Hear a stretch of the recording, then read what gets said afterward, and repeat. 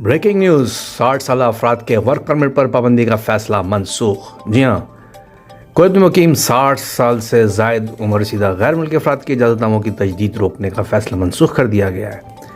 तफसीलात के मुताबिक फतवा और कानून साजी की एक सीनियर ज़राए ने रोज़नामा रही की तस्दीक की कि इंतज़ामिया ने 60 साल या उससे जायद उम्र रसीदा गैर मुल्की तारकिन वतन की रहायशी इजाज़तनामों की तजदीद पर पाबंदी के फैसले को मनसूख कर दिया है।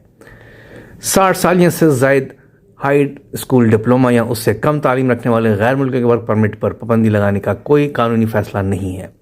डायरेक्टरेट बराए अफरादी कुव्वत वर्क परमिट देने के कवायद और तरीक़ाकार जारी करने का मजाज नहीं है।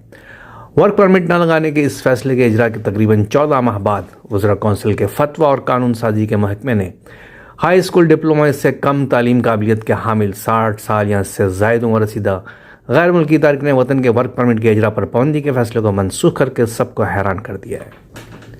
फतवा के मुताबिक डायरेक्टरेट बराए अफरादी कुव्वत अथॉरिटी की तरफ से अगस्त 2020 में जारी किया गया फैसला कानूनी तौर पर कोई हैसियत नहीं रखता, क्योंकि काबिलियत में कमी की बुनियाद पर फैसला जारी करना कोई मिजाज नहीं रखता, जबकि अथॉरिटी का डायरेक्टर वर्क परमिट देने के लिए कवानीन और तरीक़ाकार जारी करने का मिजाज नहीं है।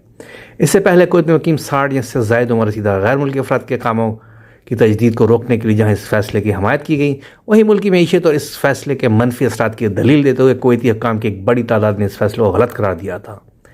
याद रहे, कुछ रोज़ कबल कुवैत चैम्बर ऑफ कॉमर्स के चेयरमैन मोहम्मद जासिम अल सखर ने भी वली अहद कुवैत शहजादा शेख मशरफ अल अहमद अल जाबिर अल सबा से इस सिलसिले में खुसूसी मुलाकात की थी।